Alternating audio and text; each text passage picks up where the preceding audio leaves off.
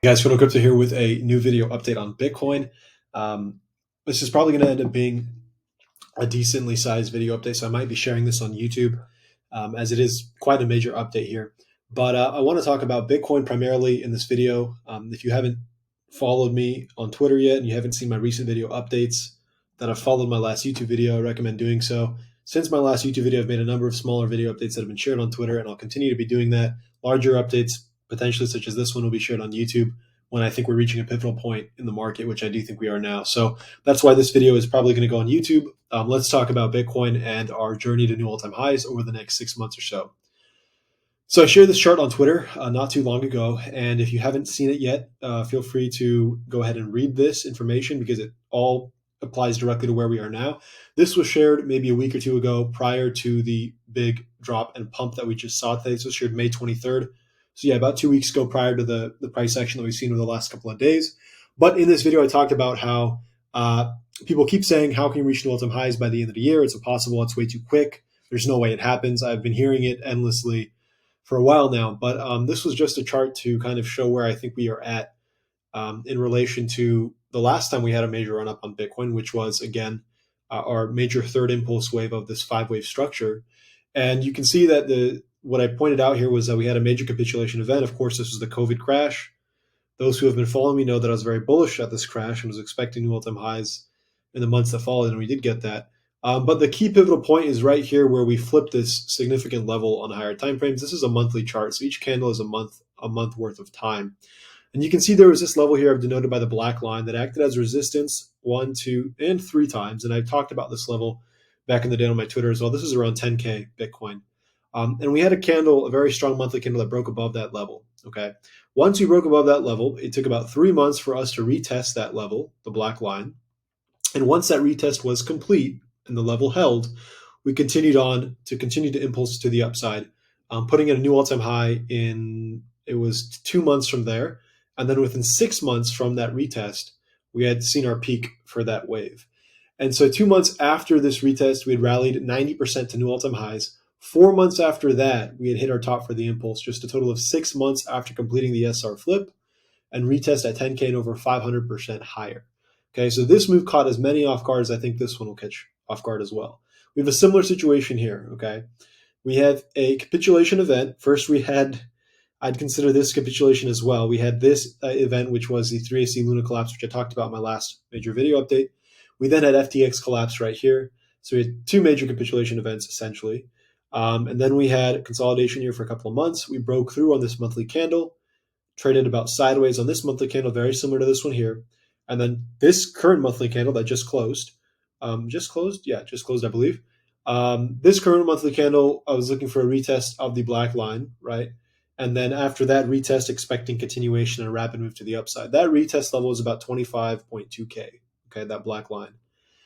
So going from this, let's take a look at where we are today and see how things have progressed since this chart that was shared a couple of weeks ago. All right, guys, so this is our chart today. And let's take a look at what we have going on here. Some of you will also recall that this is a chart that I shared on Twitter back when we were trading at 27.5K-ish. And in that chart, I talked about how it looked like we had a deviation of these highs. I was looking for a move down to these lows. Again, I turned short-term bearish here for a move down into these regions, although I'm high time frame bullish. I'd expect, again, this dip was again the retest at 25.2K that I'm looking for here on higher time frames. Again, I'm looking for this lower time frame retest, so bearish lowered on the lower time frames until we got that retest, and then I'm bullish again on the lower time frames and bullish on the high time frame. So this was that dip that I was looking for.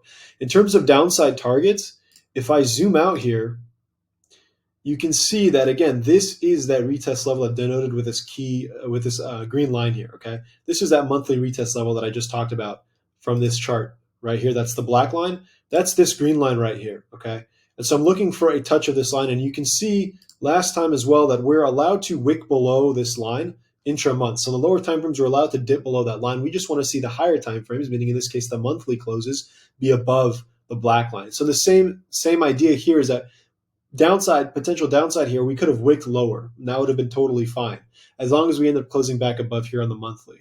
And that's why I have 3 targets here. And you can see that my first target, the minimum target, was this dotted green line, or the black line of the prior chart. That was my minimum target. Okay. And you can see here that we tapped the minimum target to the dot. Okay. And then saw a very strong pump to the upside.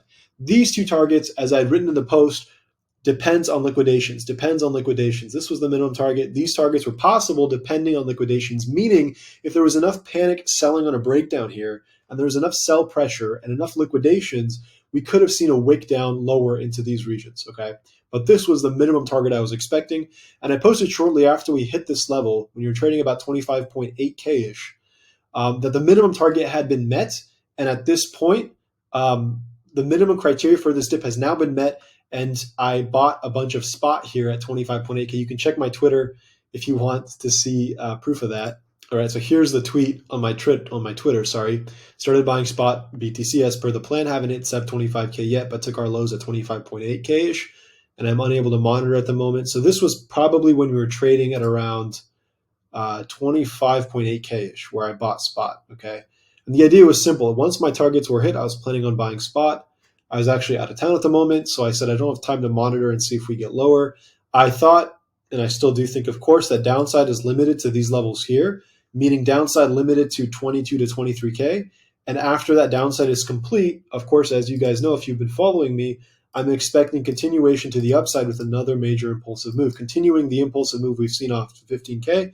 Therefore, downside was limited to 2,000 to 3,000 lower in my eyes, and I saw upside as being essentially new all-time highs. So I wasn't going to penny pinch here and wait to try and get a couple thousand lower when I know, well, when I believe, of course, that downside is limited to this and upside is a significant amount more than that. So this is what I ended up doing. We then saw a very strong pump to the upside. And now context here is very important, because what happened at these lows is pretty crazy. So at these lows, we had an announcement from the SEC that they had gone ahead and sued Binance.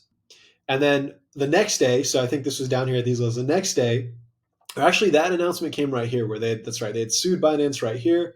I tweeted about it. I said, this is probably the catalyst that drops us to these lows. Again, I've been expecting that move since prior to the announcement, but the announcement kind of helped us along, in my opinion. So we went down to these lows, and then right around here, they went ahead the next day and sued Coinbase right after.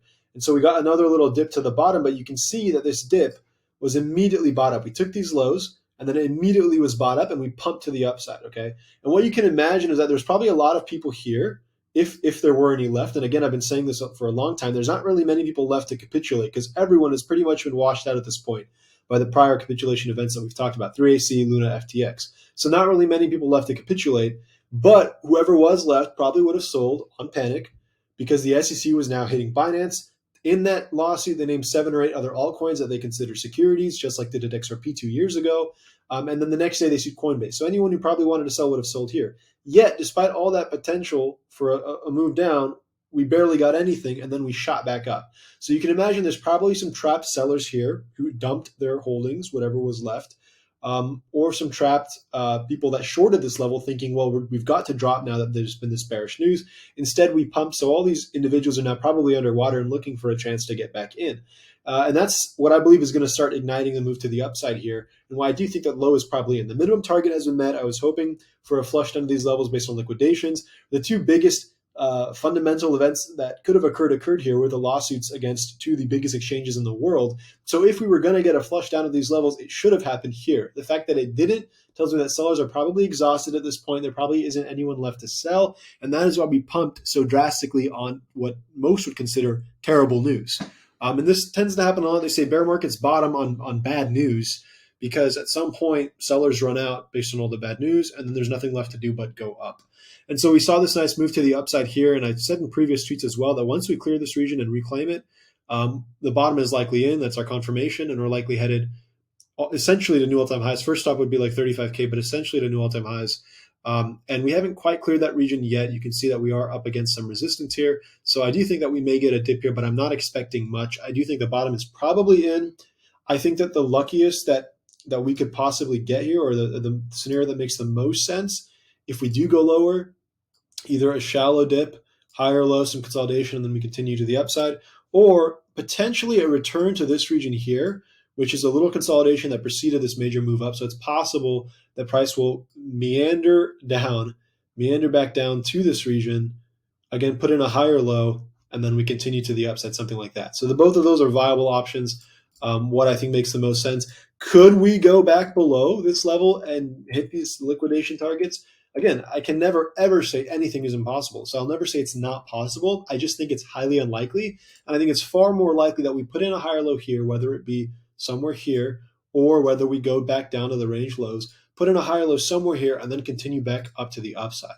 And if that is to occur, the initial target is going to be to take all of these highs. Again, that would imply that this consolidation has concluded. Take all of those highs and then come back up. Again, for our minimum targets, I've talked about this as well, how this region here is essentially one larger range between this low and this high. So now that we've tapped the low, we go for the highs, meaning 32K at the bare minimum. There's a cluster of supply here, so some people are looking at 35K-ish, but that's going to be the initial target. And as I've said below, I think we pretty much are going to rip through that region anyways. Once we do climb up to there, we may see a bit of a pullback, but I don't think it's really going to be as much resistance as many think that it will be. And so I do think the bottom is probably in. I do think that we're about to see some accelerated upside here in the coming weeks. I do think that Bitcoin's about to suck all the liquidity out of the entire market. I do think Bitcoin is going to outperform most alts. Again, if you've seen my most recent video on Twitter, you are aware of my thesis here that I think Bitcoin is gonna suck liquidity of all the alts here as we continue on our parabolic advance. You guys will recall that I've also talked about, let's go through this, Terry. I've also talked about these trend lines, right? And I think in my last video, I must have mentioned them as well, if not on my last Twitter video, but I mentioned how in these parabolic advances, these trend lines tend to hold and they tend to get steeper and steeper. And so you can see that we haven't quite hit this bottom trend line, which is perfect. A flush down to those lower levels would have violated this trend line, which again, this trend line is not a hard set invalidation. It's just another metric that we can use. But a deeper flush down would have violated this trend line, which wouldn't have been ideal to see. But you can see that because we held these lows and pushed back up, the trend line has been held as well. And as I said, I expect these trend lines to get steeper and steeper. So assuming that this was our next major bottom here, which of course we'll get further confirmation on in the coming weeks, we can then take a trend line from this major bottom to this next major bottom, and you can see that it steepens the trend. And once we continue up and we get the next impulsive move to the upside, right, and then the next pullback, we can take another trend line from this low and draw it to that low. And you'll see that the trend lines will continue to get steeper and steeper as we move into our parabolic advance to new all-time highs again that I'm expecting to occur before the end of this year. And so that's what we're looking at right now. Again, this is significant resistance theoretically. Realistically, I think we're going to blow past this significant resistance. I know a lot of people that are looking to dump their holdings at 35K, dump their holdings at 40K because they're expecting this region to act as significant resistance. And again, for reasons that I mentioned before, I think we're pretty much going to melt right through it the same way that we melted through 6K back here in 2018, right? This was a very significant resistance. And then we ripped through it, right? Melted down, of course, with the COVID crash, and then recovered and went on to new all-time highs. So in the same way, I think many are expecting a rejection. I think we're going to melt through it as these trend lines get steeper and as we accelerate to the upside for new all-time highs this year. I'd like to talk about a few more things here, some other context. People talking about liquidity, talking about there's no way that we move up this fast. Let me show you guys a few other examples that kind of demonstrate why this, in my opinion, is so realistic and why I'm so surprised that so many are ignoring it as a possibility. It's quite crazy to see, but let's take a quick look. Okay, so here is another tweet that I shared on Twitter. People ask the question, where will the liquidity come from to pump Bitcoin like this? In other words, they say, when I say new all-time highs this year, they say, how can we pump to new all-time highs? Where's the liquidity going to come from? So NVIDIA is the, many of you have probably heard of it if you pay attention to markets, but a tech stock that creates computer chips. And this is an example of where the liquidity may come from. So NVIDIA's market cap right now is $1 trillion. Okay, the entire crypto market cap of the crypto space as a whole is 1.1 trillion. Okay, about equivalent. Bitcoin itself is only 500 million or 500 billion, sorry. half the market cap of Nvidia. Okay, global equities, $100 trillion market cap. Where will the liquidity come from? Probably the same place that it came from on Nvidia, right? Reality is that this space is so small that it doesn't matter if there's people think there's no liquidity because people have been washed out. It doesn't matter because the space is so small relative to other traditional assets and other risk on assets that it will take a sneeze for some of this money to fall into Bitcoin and pump it into all-time highs. Like, we're so early and it's so incredibly small right now. People can't quite grasp that. This kind of puts that into perspective. So this is a chart that I shared. NVIDIA did it, but Bitcoin can't, right? Most think we rejected the red region. It's the multi-month consolidation region that preceded our major breakdown. I think we ripped right through it. This is the 40K level that I'm talking about.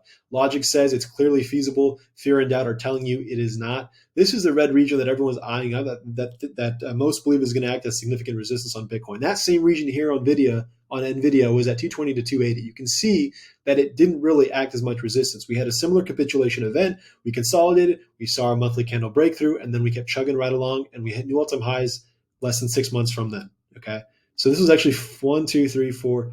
This was within 4 months or 5 months. We had hit new all-time highs on NVIDIA. It had a previous high of 280, dropped down to a low of $90, over 50% correction, and after seeing that capitulation event similar to what we saw here in Bitcoin, started moving up, broke the significant level of resistance, such that I think we're going to be doing very shortly here, and then continue to climb, and within 2 to 3 months had reached new all-time highs. Okay, NVIDIA is an example. Okay, let's take another look because Apple's about to break all-time highs, and Apple's about to do something very similar as well. Okay, so here's Apple. And a similar idea with Apple. Apple's about to hit new all-time highs, just like NVIDIA did. It took less than 6 months from the bottom. Okay, and this bottom occurred the same time that Bitcoin hit around 15K. We're talking about the same time frame here. Okay, Apple's market cap, however, at these lows was $2 trillion. Okay, that's 4 times the market cap of Bitcoin. Yet, despite it being 4 times the size and requiring that much more money and liquidity to flow in to make new all-time highs, it still did that in less than 6 months from the bottom. This was the bottom in 1, 2, 3, 4, 5. This is the 6th month, and we've now hit new all-time highs. Okay, so in about 5 months and 10 days, Apple, that's 4 times the size of Bitcoin and is a similar speculative asset, hit new all-time highs. And I know people say stocks and crypto, these are 2 different things. You can't compare them. Yes, they are very different, but both stocks and crypto are driven by the same speculation, the same fear, the same greed that drives risk on assets.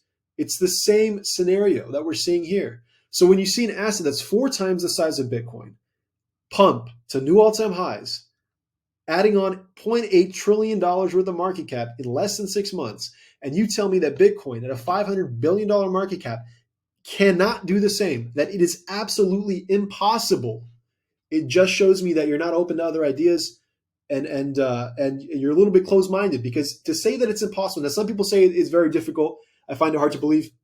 That's totally fine. I'm all with you there. It is hard to believe. But for those that are saying it's downright impossible, I just don't understand where they get these ideas from and how they can completely close themselves off to these ideas.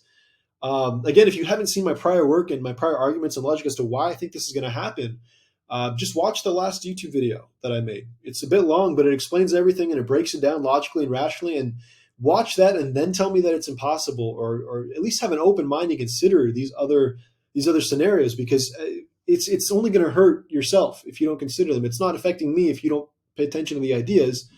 It's just good to have an open mind to consider, if you have a certain belief, to consider those that believe something else, because that's the only way that we learn. And I will often look at the alternate ideas and ideas that contradict my own to make sure that I am confident in my own idea, to make sure that I'm not missing anything. And I've done that plenty of times. It baffles me when some people are so adamant that they will not even open their mind to other ideas. But these are examples of how I think that this type of a move, it's going to happen a lot easier than most think. All right, guys. And finally, I would like to add, to kind of sum this up and remind you guys of the big picture here and what I'm expecting. This was a chart that I shared on Twitter back when we were trading at maybe somewhere around 26, 27K. And basically people talking about gaps on the CME chart. Again, Bitcoin and CME futures are traded like traditional markets on weekdays, and are closed on weekends. And so sometimes we see these gaps left, and these are typically when price makes a big move on a weekend. Traditional markets open up when the week starts. And because Bitcoin moved through this region during a weekend, you're left with no price action on the CME chart. So often these charts are these gaps are revisited, and people will look at these gaps and they will be targets, downside or upside targets for price that people will identify. There is a common misconception that all gaps must be filled, and that's not true. Gaps are often filled. For example, this gap right here was filled with this deep wick. This gap right here was eventually filled here. This gap right here was filled. This gap right here was filled. So gaps are often filled, and that's simply because they're price ranges that have relatively low liquidity. People ask, why does it matter? Why do CME gaps matter when Bitcoin's trading 24/7? And it's simply a way of identifying price action, low liquidity price action. This gap right here, you can see, was filled as well. Simply a way of identifying low volatility, or sorry, low volume price action, thinly traded books during these regions. And so when price does come close to these gaps, it often fills these regions, fills these voids up. And that's the only reason that these levels are significant. But I posted a chart on Twitter. Let's see if I can find it here. All right, so here's the post on Twitter. And so you can see where I shared this on March 18th. And I said, well, gaps are often filled, especially in choppy corrective environments. When market conditions shift and we begin trending, gaps are often left behind until the impulse completes. If we are as bullish as I think we are, the gap at 20K may not be filled anytime soon. So the point I was making here is that when the markets start to trend, we tend to leave these unfilled gaps. And these are called what people call breakaway gaps, because they're unfilled, and they typically happen when the market starts shifting and trending very aggressively in a certain direction. You can see that we get unfilled breakaway gaps on the way down from our highs as well. And so this I believe to be a breakaway gap.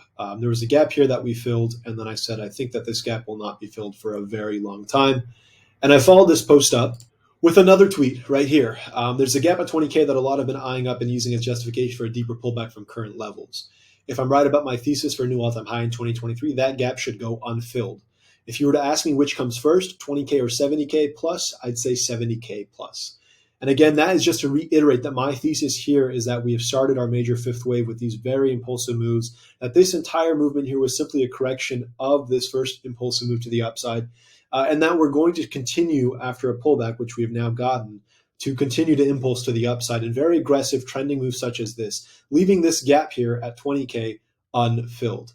And so I do think that if you were to ask me 20K or 70K, what comes first, I'm going to tell you 70K plus, because that's where I think we're headed. And I think that, again, as per the analysis of the earlier points of this video, I think our downside is now complete with this move here.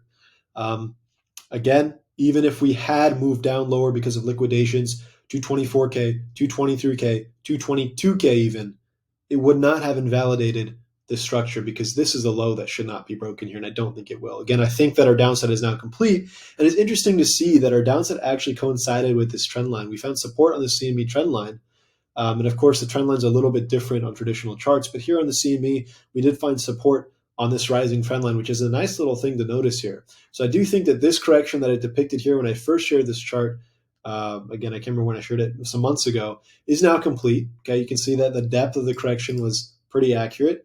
And again, we could have gone lower if liquidations forced us to, but we didn't. And so I do think that soon enough, once we break back above these highs, we'll have confirmation that our bottom is in, and then we'll continue up with a very aggressive move as pictured here to new local highs and ultimately new all-time highs. And again, I expect that this rate of ascent only gets steeper, meaning the moves up that you've seen thus far will not compare to the moves up that are coming. They will be bigger, they will be faster, they will be stronger, and they're going to take a lot of people by surprise. 20K or 70K, which comes first? I think 70K. I'll see you guys at the end of this year, likely at new all-time highs. If you guys enjoyed this video, please like, share, and subscribe. Tag your friends, share the video, let people know what's coming. If you guys want more analysis, if you guys haven't seen my previous videos and want to understand why I'm so confident in this thesis, I highly recommend watching my last YouTube video, which I will link at the end of this video, that talks about the entire logic and thesis of why I was bullish at 15K when many were bearish, why I continue to be bullish and am going to continue to be bullish and expecting all-time highs this year, and the logic and rationale behind that. That's it for this video, guys. Thanks. I'll see you guys next time.